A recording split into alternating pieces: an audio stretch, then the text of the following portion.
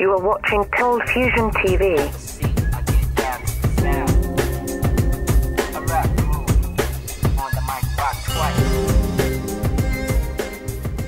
Hi, welcome to another Cold Fusion video. Sony, one of the greatest companies of the 20th century, inventing the portable radio, Walkman, compact disc, the PlayStation, which brought in the true era of 3D gaming, and much, much more. And this isn't to mention that they're a powerhouse in the film and music industry today. But how did they get started? I think the early history of Sony is just so interesting that it's worth its own video, so we're going to have a look at it today. In September of 1945, a small workshop popped up in a war-damaged department store in Tokyo. It was primitive and there weren't even any windows in the shop. The place was run by a man named Masaru Ibuka, who had a handful of staff. 1 month later, Ibuka and his group established the Tokyo Telecommunications Research Institute. At first, they had no idea what they were doing and even what to do. Most of their salaries were paid from Ibuka's savings, which were rapidly dwindling. But even at this time, there was opportunity waiting. During the war, the Japanese military police modified the home radios of Japanese citizens. This was to prevent them from tuning into enemy propaganda. Due to high levels of interest in global news after the war, Ibuka's workshop saw an opportunity and made its debut making small mods that allowed the radios to receive all types of waves. Now the Japanese population could listen to anything they wanted. The radio modifications were so popular that Ibuka's small Tokyo workshop made it into a column in a local Japanese magazine. This magazine article would pique the interest of a man named Akio Morita. As fate would have it, just a couple of years earlier, Morita had actually met Ibuka while commissioned as a sub-lieutenant in the Imperial Japanese Navy. The pair would get back in contact with each other and would work together at the Tokyo workshop, which would eventually become Sony. In payment for repairing radios, the workshop would often receive rice as well as the regular fee. Before long, they had too much. What were they going to do with all of this rice sitting around? What they decided to do was manufacture an electric rice cooker, of course. The rice cooker was technically Sony's first product. It was a primitive device made by connecting aluminum electrodes to the bottom of a wooden tub. The result was less than satisfactory. It always produced overcooked or undercooked rice. Sony's very first product was deemed a failure. On May 7, 1946, the small Tokyo workshop officially launched as Totsuku Company. With $530 in capital, no machinery, and little scientific equipment, the engineers would often depend on their creativity and innovation to make up for the lack of their equipment. The very first project as an official company was an electrically heated cushion. All it did was draw complaints of burning blankets and mattresses. It was another failure. These guys needed a hit product or this company would soon go under. The Totsuku workshop decided that it was time to get serious. The next project would be a magnetic recorder. They immediately encountered difficulties as it was a rarity even in the US. The only information that they had was that it involved a plastic tape coated with a magnetic material. Amazingly, after borrowing a frying pan from the kitchen, roasting some powdered chemicals, and using their creativity, this small team managed to create a ferric oxide powder that was fine enough to create discernible audio when used on magnetic tape. In early 1950, two prototype recorders called the G-type and A-type were released.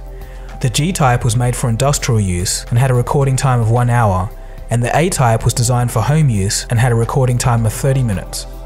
The tape recorders were a hit in Japan, influencing society from home use all the way to being effective teaching aids in schools. Ibuka saw that the same could not be said for US tape recorders, as they were only being used by news reporters and to transcribe speeches. The pair looked to broaden their horizons. Masaru Ibuka made the decision to take a scouting tour of the biggest market of them all, the USA. For context, America was the economic powerhouse of the world from 1946 up until the early 60s. The restrained consumer demand from the war was released like a floodgate. This built-up consumer demand, combined with sound economic policies, created unprecedented strong economic growth, as well as a huge middle class. All of this meant that there are a lot of consumers in America. Cracking the American market would be the holy grail. The thing was, Americans were building cars, electronics, early computers, house appliances, and everything else. They seemed to have it all. What more could they possibly want? The Totsuku company needed to create a completely new and revolutionary product. To achieve this, you usually need a revolutionary technology to enable it. Luckily, that revolutionary technology would soon arrive. The transistor, a new name, a new device that can do many of the jobs done by the vacuum tube, and many the tube can't do. For context, the transistor was invented in 1948 by Bell Laboratories. Western Electric, the parent company of Bell Laboratories, held the patent rights for manufacturing the transistor and had just made them available to anyone who would pay royalties. This was a huge deal. Transistors, so what, you might be asking? Well, without them, our modern world would not exist in any form whatsoever. Transistors replaced bulky vacuum tubes at a tiny fraction of the size. That's why radios and TVs of the 50s were so huge. Transistors were the step between the old analog world and the world of today with integrated circuits and silicon chips. Let's see how the transistor and tube measure up. First off, the vacuum tube is power hungry. While a tube like this generally demands a watt or more of electricity, a millionth of a watt is enough for the transistor. So now that you know the importance of the transistor, let's continue. One day, a friend in the US came to see Ibuka and informed him that Western Electric was going to release their transistor patent to interested companies. "Are you interested?" the friend asked him. Western Electric's transistor was in need of much improvement. It had a very low power output, making it only good for things like hearing aids. But Ibuka knew that his workshop team loved new challenges. On the other hand, it would cost the company $25,000, money which they just didn't have and would have to borrow. Ibuka took the gamble. He said yes. Totsuku had already developed the tape and tape recorder all by itself with no technical support or advice from any company. Western Electric was impressed by this and decided that their transistor patent would be put to good use with a Japanese company.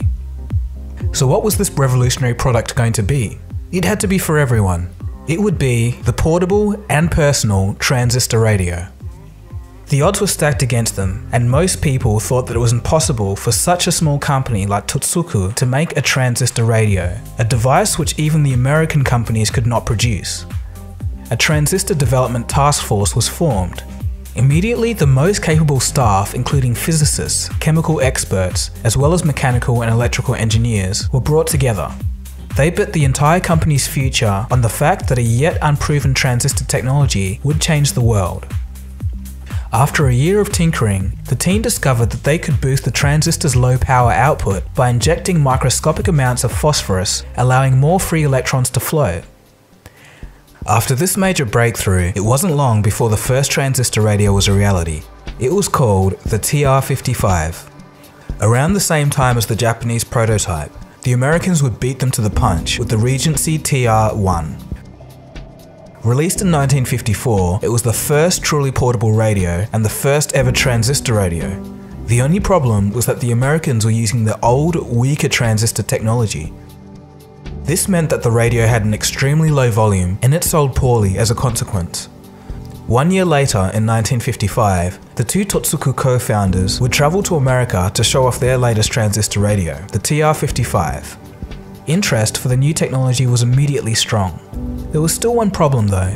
Americans had trouble saying Totsuku, so the name was changed to Sony, which was a blend of two words. One was the Latin word sonus, meaning sound, and the other was Sony, a common slang term used in 1950s America to address a boy. After the name change, Sony were almost ready to take the world by storm. Unfortunately, they were only offered distribution if their product could be sold under American brand names. Because of this, the Sony TR-55 was only sold in Japan, but they'll be back. For the American market, they went all out with the Sony TR-63. Released in 1957, it was technically far more advanced than anything that had come before it. With this being the world's smallest radio, it had to have a sales pitch to match, and here it was. A radio that could fit in your pocket. There was only one problem though, it didn't fit in the average size pocket. The solution was a little bit sneaky. Sony made people from their sales team wear bigger pockets that were customly made to fit the radios, but at least they could fit now. From then on, orders for the new device came flooding in. The Americans loved the Sony TR-63, and it was wildly popular with teenagers. Some music historians state that the 1957 Sony TR-63 was instrumental in the rise of rock and roll music because it allowed kids to independently listen to their music, finally freed from the tyranny of their parents. Sony was truly in business. With the success of their radio, Sony had officially launched a new era of technology: consumer microelectronics. With radio sales taking off, the company was able to expand globally by 1960.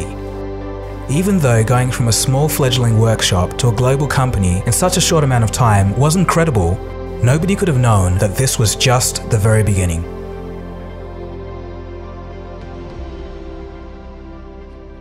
And that's where we'll leave it today. I hope you enjoyed that video on the very early origins of Sony. If you're new here, feel free to subscribe. And if you want to see my video on the origins of the original PlayStation, I'll leave a link below. Anyway, this has been Dagogo, you've been watching Cold Fusion. Thanks for watching, and I'll see you guys again for the next video. Cheers, have a good one. Cold Fusion. It's new thinking.